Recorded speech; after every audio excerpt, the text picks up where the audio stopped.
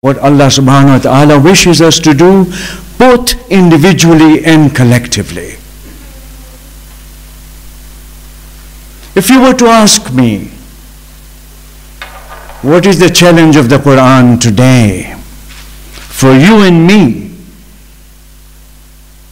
then the answer would be a very simple one, but with lots of details to be filled in by you and me. The Quran does deal with the language that is multi-layered. Each layer needs to be explored by us, from the general meaning to the specific meaning to the application. And there are layers of multifaceted aspects of each obligation that you and I are being asked to perform. So I start with that question, what is the challenge of the Quran today for you and me? If the Quran was for a particular age, for a particular time, then you and I would not engage in its understanding today. Would have regarded it as a closed book. A closed book is the one in which you don't ask questions. You regard the closed book as the one that has completed its mission. It has already said what it wanted to say, and therefore there is nothing more for us to explore, both individually and communally. That's not the case. أَفَلَا يَتَدَبِّرُونَ الْقُرْآنَ أَمْ عَلَى قُلُوبٍ أَقْفَالُهَا is a challenge for you and me to understand. Every item in religion, as you know, can be turned into a ritual performance. There is nothing in religion that you cannot reduce it to a practice that is done out of practice. Islam is a religion of orthopraxy. There are things that we do as members of a community in the mainstream Islamic community. Salat, Sawm, Zakat, so many things we do as a collective obligation put on us both collectively and individually. What is important to remember is that no ritual can be performed without understanding its moral implications. The Quran itself is insisting, إِنَّ الصَّلَاةَ تَنْهَى عَنِ الْفَحْشَاءِ وَالْمُنْكَرِ. If you perform the salat well, then it stops you from doing shameful things. It leaves the category so broad that you and I need to explore what exactly does it mean to be immoral. What is it that makes me ethical? What is it that makes me unethical? What is it that makes me spiritually elevated? And what is it that puts me down spiritually when I do it? There are moments when you will realize very quickly that you did something ritually required and you bore nothing out of it. It skipped your own evaluation. Haven't you noticed many times you perform the salat and you come out empty-handed? You don't even know. You don't even remember, did I perform Zuhr? Did I perform Asr? Did I perform this? Did I do this? That? In other words, your mind is wandering while you're doing the salat. And that's not the purpose for which Aqimus Salat has been mentioned in the Quran several times. The challenge of the Quran for you and me is to think about its application for you and me today. If you get tied down with the traditional meanings that are attributed to the Quran, you will never appreciate its application today. A message continues to live if the message can be applied today. Even if the message was given 14 centuries ago, but if you and I were to ponder about its meanings today, then you and I would understand that that message applies to me even today. Otherwise, the Quran will remain a holy book that you kiss, that you put on the shelf, you take out when somebody dies, you take out for magical purposes, but not for guidance.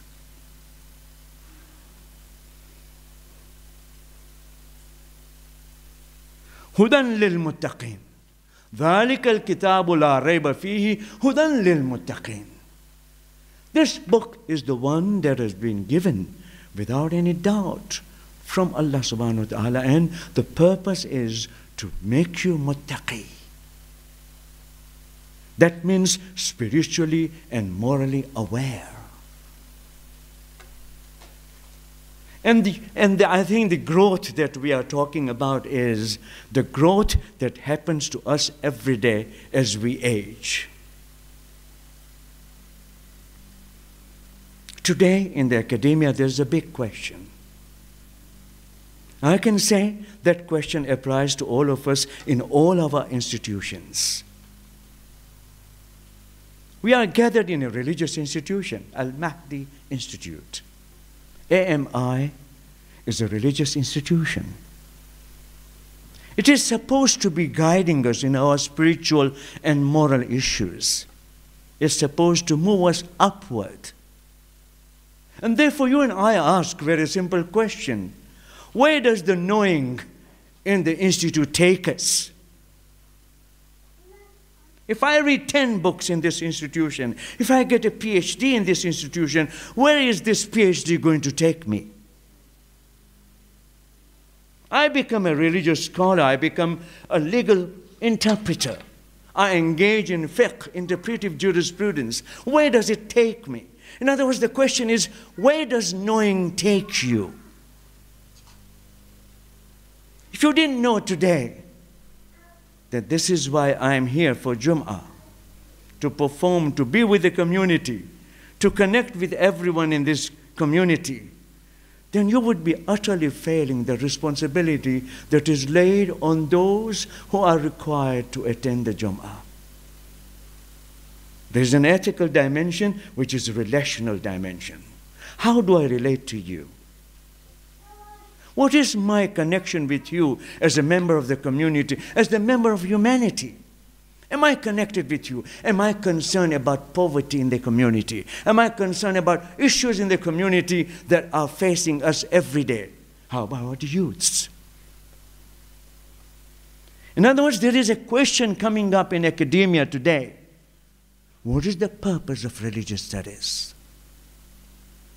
Why should I get a PhD in religious studies? Why should I get a PhD in Islamic studies? Is it simply to get a document which will make me earn better money?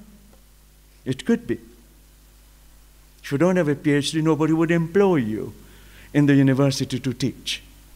Nobody would regard you as qualified individual. So you do it. You get that PhD. But the question arises, what after that? There's a very important institutional difference, by the way. In the university, I will not be evaluated in terms of what impact did I have on my students. Would I? You have studied in universities. Did they ever ask you what kind of impact your professors had on you? What kind of teaching did they do? Did they change you? But here in this institution, there will be a large question for each teacher of the institution. What kind of subject influence would you have? Are you going to impact the subject who are learning with you, your students, your community? In other words, we have a greater responsibility in religious institutions. But let me come directly to the question, what is the challenge of the Quran to the institution? The challenge of the Quran to the institution is that, are you going to create a better links with spirituality or not? I'm not asking about, do you know the fatwa or not? I'm not saying whose risala are you following. That's not my concern. That can be learned at any time, in any part of the world, in any mosque that you go. But an institution that is committed to improve the understanding of religion, to improve the responsibility that we take upon ourselves, to guide the community, to guide the humanity, then we need to answer, where did we take them spiritually? I'm using a very, very ambiguous term. It's so abstract. Spirituality. Oh my God, I've studied the Quran all my life. I taught the Quran all my life. I was a mufassir. I was somebody who spoke about the Quran all my life. The question arises, then what? Did you help anyone to become better spiritually oriented? This is what our Imams have taught us. سيأتي عليكم زمان لا يبقى من القرآن إلا رسمه. Amir al-Mu'minin warned you and me. There will come a time when you and I will take Quran as nothing more than a ritual. The Quran will become part of the decoration of the buildings. They will not function. It will not function the way it was supposed to function. What was the function of the Quran? Hudan lil muttaqeen. Are you getting me? Hudan lil muttaqeen. سيأتي عليكم زمان لا يبقى من القرآن إلا رسمه. Imam is predicting the time. This is in Nahj al-Balagha. He is predicting the time when the Quran will be totally ignored. Didn't Ayatollah Khouy in his Muqaddimah, in his introduction, in Al-Bayan, did he not say that the Quran is no more read in the Hawza? Yes. Just open his introduction.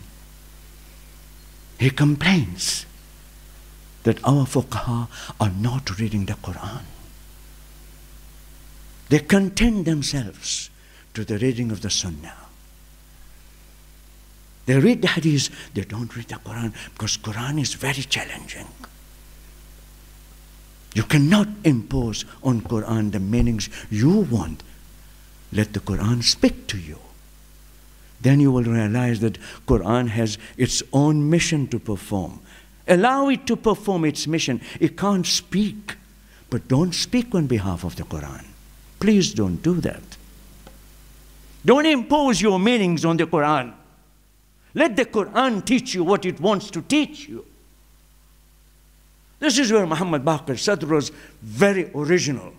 So there are ways of asking questions of the Quran. You can ask the questions of the Quran and say, what do you say about the rights of the women? What do you say about the rights of the custody of the children?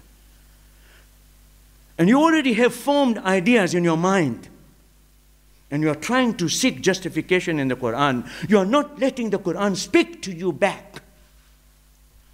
The only way you can do that is say, by asking this question, oh, the Holy Book, what do you tell me about it? What do you tell me about it? In other words, I don't impose my meanings on it, but the Quran begins to show its meaning to you, because Al-Quran bil-Quran shahidun. The Quran is a witness to the Quran. One part of the Quran is paying witness to the other part of the Quran. The best hadith that Allah subhanahu wa ta'ala has revealed is the Quran. Bismillahir Rahmanir Rahim. Qul huwa Allahu ahad. Allahu samad. Lam yalid wa lam yulad wa lam yakun lahu kufuwan ahad.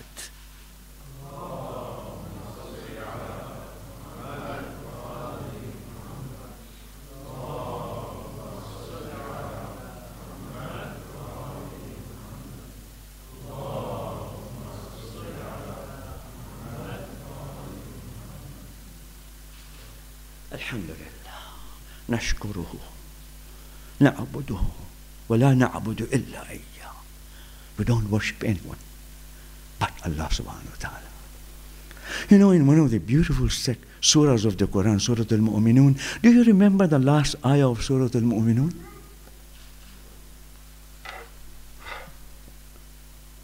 It's very, very important. The Prophet is being taught by Allah subhanahu wa ta'ala, قُلْ رَبِّ اغْفِرْ وَارْحَمْ أَنْتَ خَيْرُ الرَّاحِمِينَ. The Prophet is being taught. Look at our arrogance, the way we are arrogant. The Prophet is being told in last ayah. I don't know when it was revealed. The surah were not revealed wholesale. Sections of it were revealed. Whatever it is, those who collected the Quran, they thought this is the last part of that surah. Qul. Qul in the Quran is a universal message. When the Quran wants to tell you something universally, when the Quran wants you to remember it forever, then it says Qul. Qul huwa Allahu ahad. You should never forget that Allah is one. Qul hadha min fadli rabbi. Should never forget that whatever you are having in your life, all the blessings that you are enjoying, they are given by the merit that is given by God. Qul rabbi ighfir. See the humility that is being taught to the Prophet sallallahu alaihi wasallam. Say, forgive me. Be kind to me. Be compassionate to me. Anta khairur rahimin. You are very kind of all the kind that I know. You see what the Prophet is being told. This is the zikr of Allah subhanahu wa ta'ala. You want to remember Allah subhanahu wa ta'ala. One of the things that Amir al-Mu'mineen is also teaching us is that never stop saying, Astaghfirullah Rabbi wa atubu ilayh. I might not be able to fulfill all the obligations that have been laid upon me. I'm trying my best. Aren't we saying that to Allah subhanahu wa ta'ala all the time? Isn't that true? We fall short every day. From the time we wake up, until the time we go to our beds. How many times have we fallen short of controlling our passion, controlling our emotions, controlling our thinking, so that it is in line with the spirituality that Allah subhanahu wa ta'ala wishes to appear in us? How do you make it up then? What is the way to correct it? What is the way to pray to Allah subhanahu wa ta'ala? Rabbi ighfir, Ya Allah, forgive me.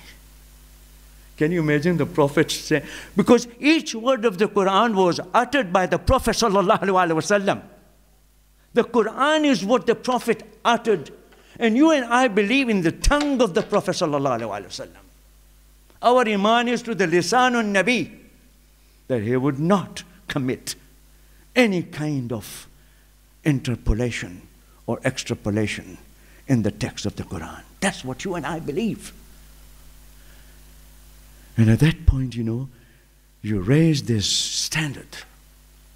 Isn't that the standard that you and I need to raise all the time? And this is the zikr of Allah subhanahu wa ta'ala. Rabbi ighfir warham anta khairur rahimin. My brothers and sisters, Juma is the time for the prayers to be heard. At all times, in all prayers, don't give up on the mercy of God. Anta khairur rahimin. Among all those who show kindness to me, have you seen how your mother shows kindness to you? Have you seen how your parents show kindness to you? Well, all that kindness is kept on one side of the scale, and the kindness of Allah subhanahu wa ta'ala. Look at that. You are the best of those who show kindness to me. Therefore, we should pray now. Allahumma arzuqna tawfiq at-ta'a. وبعد المعصية وصدق النية وإرفان الحرمة وأكرمنا بالهدى والاستقامة وسدد ألسنتنا بالصواب والحكمة واملأ قلوبنا بالعلم والمعرفة وطهر بطوننا من الحرام والشبهة واكفف أيدينا عن الظلم والسرقة، واغزز أبصار عن الفجور والخيانة. يا رب ارحم، يا رب اغفر، رب اغفر لنا وارحمنا وتب علينا إنك أنت التواب الرحيم. أيها الناس، يا أيها الذين آمنوا اتقوا الله وكونوا مع الصادقين. إن الله وملائكته يصلون على النبي يا أيها الذين آمنوا صلوا عليه وسلموا تسليما. لا